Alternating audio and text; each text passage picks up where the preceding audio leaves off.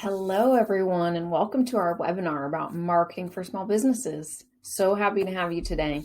So for today's webinar, we're going to go through some basics of marketing for small businesses for any budget, just to get you started on this journey that is marketing. Now, you might be an already established business that's trying to figure this out. You might be a startup. You might be thinking about starting a business, or maybe you've got a side hustle that you really want to ramp up. This is for you. I'm here to help. And if you have any questions as we go through this webinar today, please feel free to put them in the chat down below, and me and my team will be happy to answer them for you. And please remember to like and subscribe to our channel. We have a lot of great content already, and we're going to have great content pumping out this year. Great, so let's get started.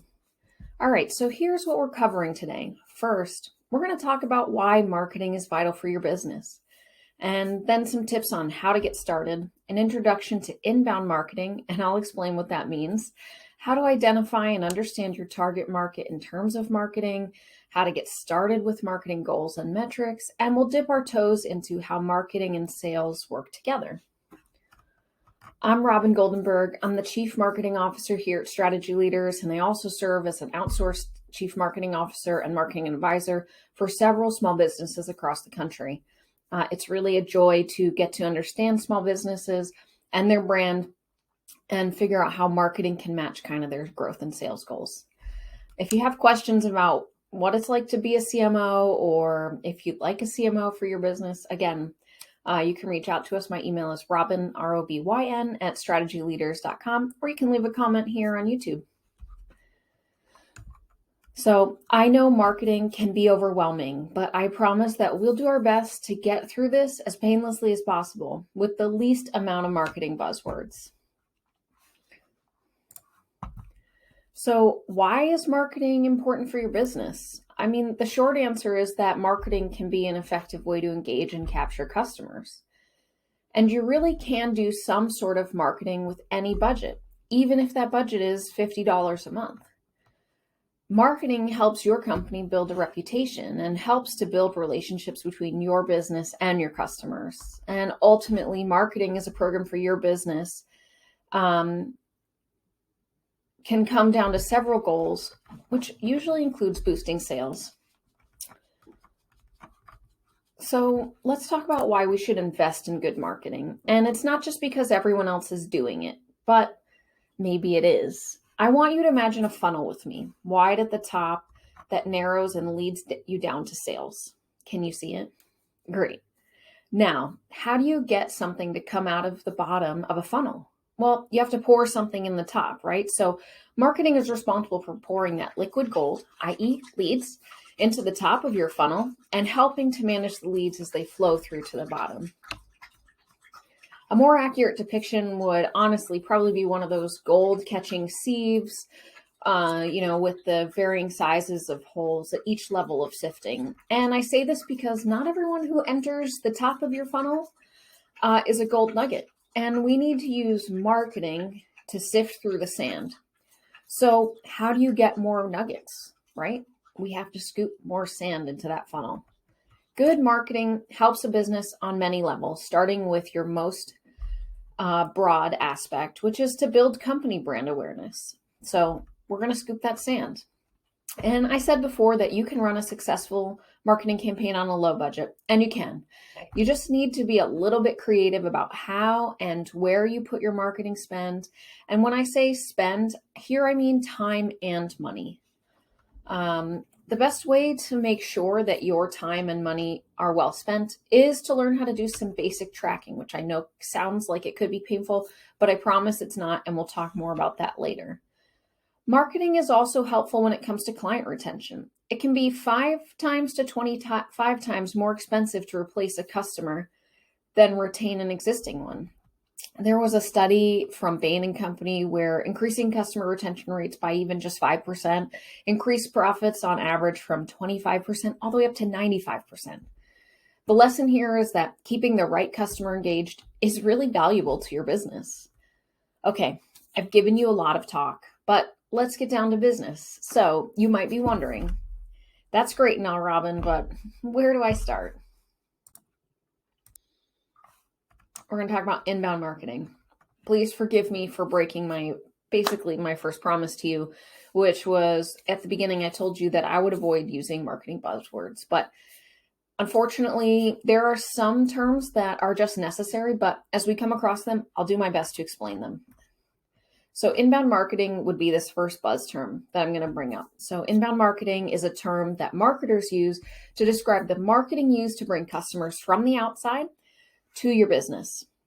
So commonly we use the terms within inbound marketing of attract, engage, and delight, So the first step is attract, right? How do you bring prospects to your website and or to your business if you have a physical location?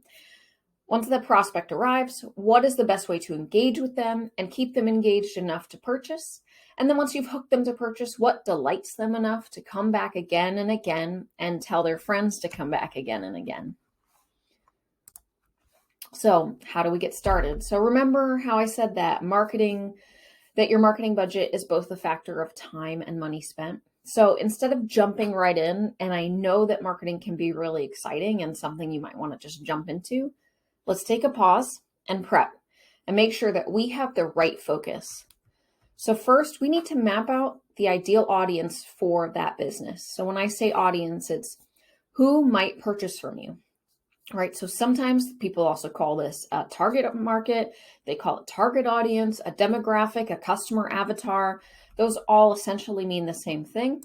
And the best way to do this is really to look at your current customer list, if you like them, and look at your best customers. So for B2B, this might be one or two great customers that you can specifically identify. And for more business consumer, like a retail or e-commerce style, you're probably thinking about what types of customers do I attract and what types of customers are best for my business.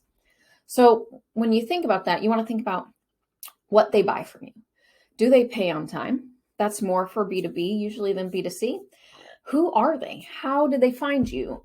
All these questions, right? Write down all the demographic information that you can think of. Literally write down everything.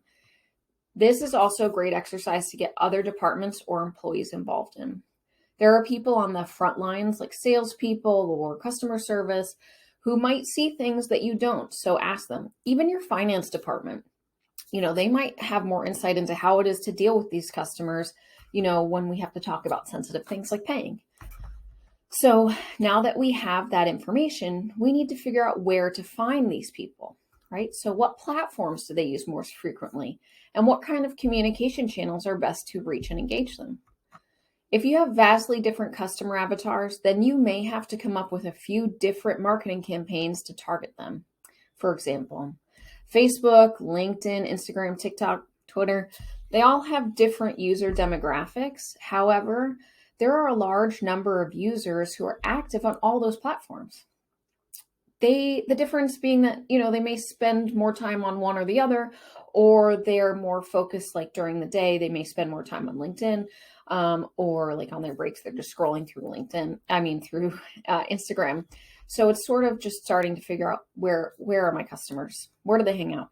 LinkedIn here is kind of an outlier. So while it is a social networking site, it is largely geared towards business networking and transactions. So I do suggest that all companies have a LinkedIn company page, but we can always get into LinkedIn in another webinar, and talk about platform-specific actions for LinkedIn. And if that's something you're interested in, please drop a comment down below. So outside social media, we need to figure out things like, does your audience like emails or text campaigns or even snail mail? So I have two stories for you. We have one client who's an online e-commerce, runs Google and social media ads, and that works great for them. And that's kind of how they run their marketing. And then we have another client who is home services, and they have a fantastic return on snail mail postcards. I'm not kidding. So snail mail isn't dead, and marketing isn't a one size fits all kind of thing, right? It's a creative thing that you have to kind of come out with the solutions, and the solutions are constantly changing, and we have to adapt and overcome. So lastly, as you're putting all this time and money and effort into your marketing, we want to make sure that we have some tracking in place for your marketing activity. So is it worth it? Are you doing all these things for nothing, or is it really, are you getting a return on that, right? So we want to make sure we're tracking something. It doesn't have to be formal.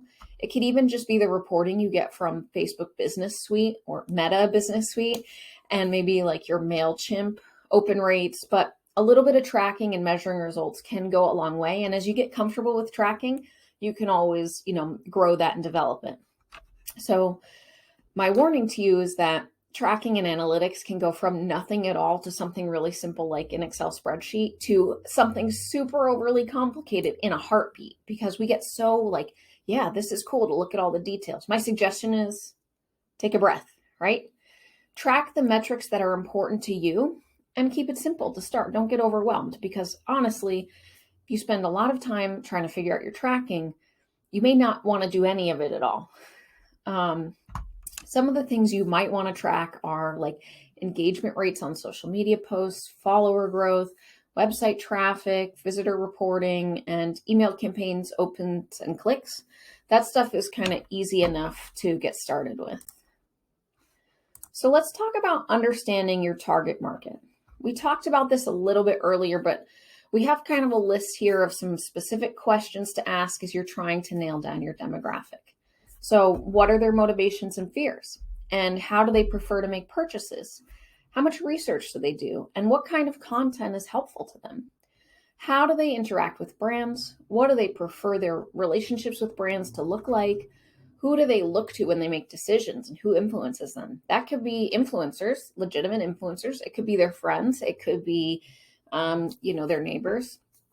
So try to dig into that. Where do they hang out, and how can you reach them? What type of language do they use? And I'm not talking here just about their native tongue, but slang, mannerisms, age-specific ways of speaking. So you're kind of speaking their language, right? So then we have to figure out what to share. So I'm going to focus mostly on social media for this portion, because it's honestly the least expensive way to attract and engage your prospective audience. You can see that Caroline from my team has put together some really lovely Instagram samples. But what you choose to share from your business social media accounts, that needs to be thought out and branded and geared towards your target audience. That doesn't mean that it has to look super planned or set up in grids like this. It just means that everything you post should have some sort of thought into it, right?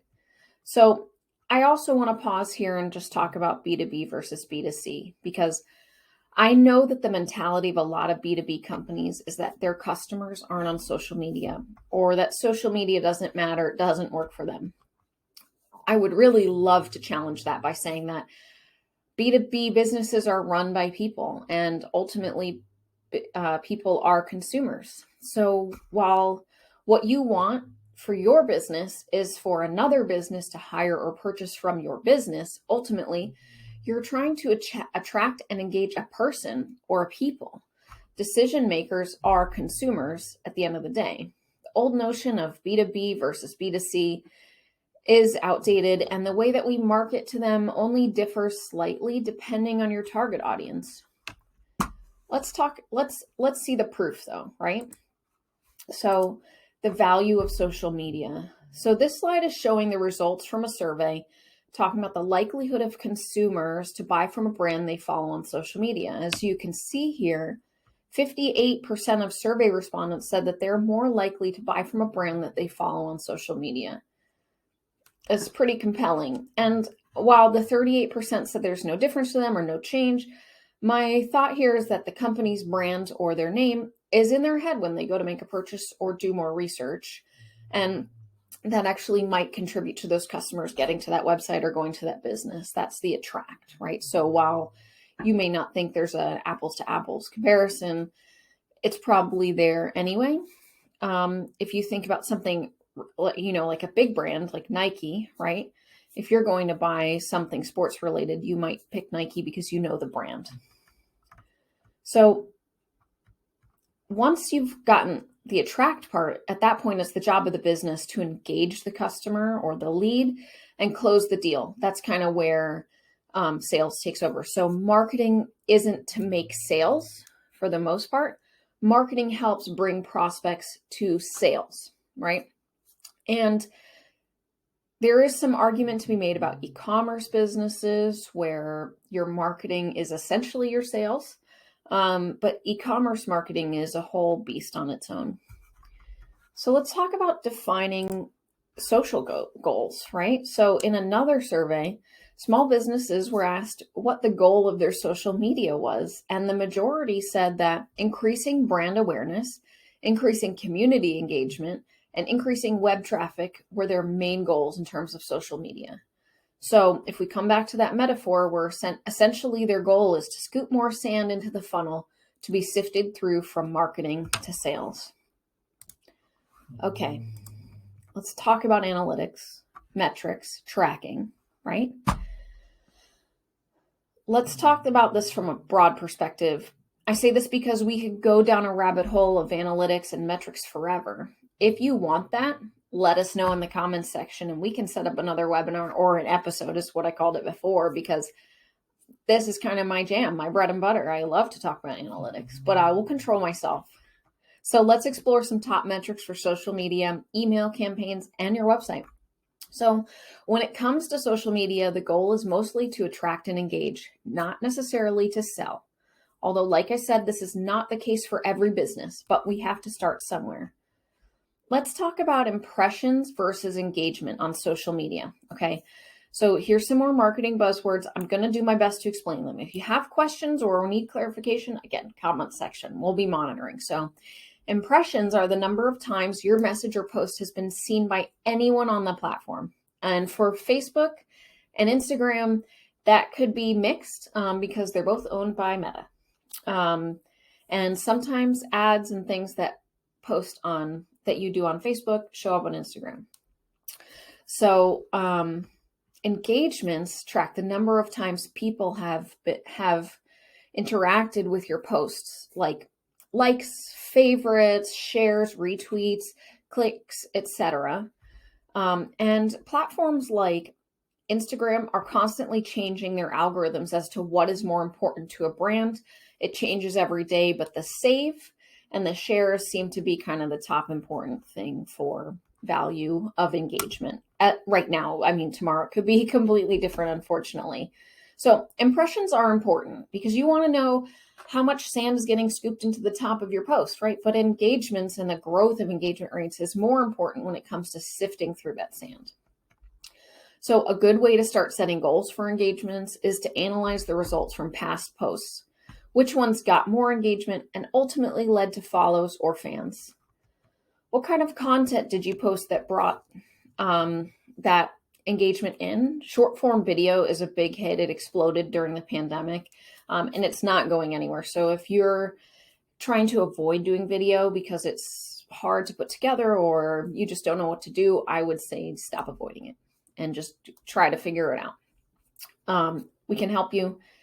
Put a comment down below or reach out to us. So again, figure out what posts did so well and why, and how can we replicate that? Let's talk a little bit about email campaigns. They can be a little tricky depending on the value of your email list. So some metrics that might help you to determine the value of your email campaigns would be the email open rates versus the click-through rate. So how many people are actually opening your email, and then how many of those are actually clicking through? Soft versus hard bounces, essentially out of the office versus email does not exist anymore kind of responses. And be sure to clean up your list. Luckily, most email platforms like MailChimp will call those out for you. So you won't really need to worry about that, but I would just make sure if you're looking for a new email platform that is a function that it does automatically. And then the dreaded unsubscribes. I know rejection is hard, but think about it this way. People who are not prospects are removing themselves from your list, and that's less sand to sift through. Now be mindful, if you start to see very high unsubscribe rates, something is wrong. Your emails are probably getting too spammy, they're going out too often, or maybe even your subject line has some weird characters in it. It could be anything. And MailChimp or Constant Contact or whatever it is, they'll start to flag you and say, like, this is spammy. We actually see this a lot with businesses that buy email lists. There are really solid companies out there that sell email lists or contact lists. If you need recommendations, we have a few. And then there are ones that have really great marketing, but their accuracy is below 80%. So we don't really want that. It's not valuable to you. And then website analytics. Again, I mentioned that we could do a whole webinar on this, and it's not just because for most people, Google Analytics is hard to access, hard to read, or confusing, but because there are just so many things that we can track on a website. The possibilities are endless. The simplest things to track probably from the start would be the number of users. You can look at organic versus paid search. If you're running paid ads, you can look at users. When I say users, I mean website visitors, people coming to your site. You can look at new versus returning. So there's a lot of stuff to look at just from traffics, people coming to your site. Top landing pages is one that I like to track. So where are people coming in?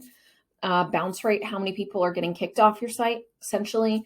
And then the average amount of time that people are spending on your site, right? If they're spending 2 seconds and leaving, we want to figure out why. If they're spending, 3 to 5 minutes, maybe they're actually reading your content. So we want to kind of start to look into that kind of stuff and figure out, okay, they're spending 3 minutes on this one page that they're coming in on, and then they're leaving. What can we put on this page to make them go do something else or contact us or whatever it is, some sort of call to action? So these little things will tell you at a very base level your website visitors and how they're engaging with your site. And then let's talk about how marketing and sales work together, because I promised that we could dip our toes into here. Let's come back to our mining for gold, marketing and sales funnel metaphor. Marketing is responsible for shoveling the silt and sand into the top of the funnel, engaging and guiding the bulk of prospects through the process of attraction and engagement phases, right? There is a point in the funnel where marketing hands off leads, the gold nuggets, to sales to be polished and closed. Marketing is great for warming up cold leads and nurturing leads through the pipeline. That is its purpose. And then sales has to take over at some point. So unfortunately, in a lot of companies, marketing and sales operate as separate entities. This is honestly a missed opportunity because sales and marketing are more valuable working cohesively rather than working in silos. Sales and marketing have to work together back and forth in a feedback loop. It's the best way to ensure success for the company. And honestly, as marketers and salespeople, we see different things from the front lines. We talk to different types of customers, and we might have some feedback as to how we can improve marketing or some cues that we can use in the sales process that we've learned through marketing, right? So you really want them working together. I will also tell you that sales and marketing people tend to be very different brains.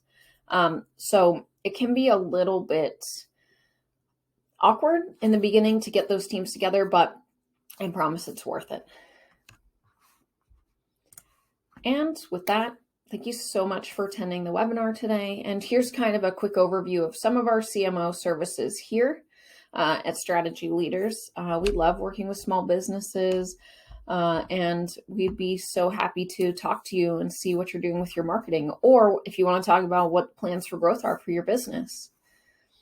And if you liked this and want to see more marketing and sales related webinars, please let us know in the comments. And I hope you have a great day.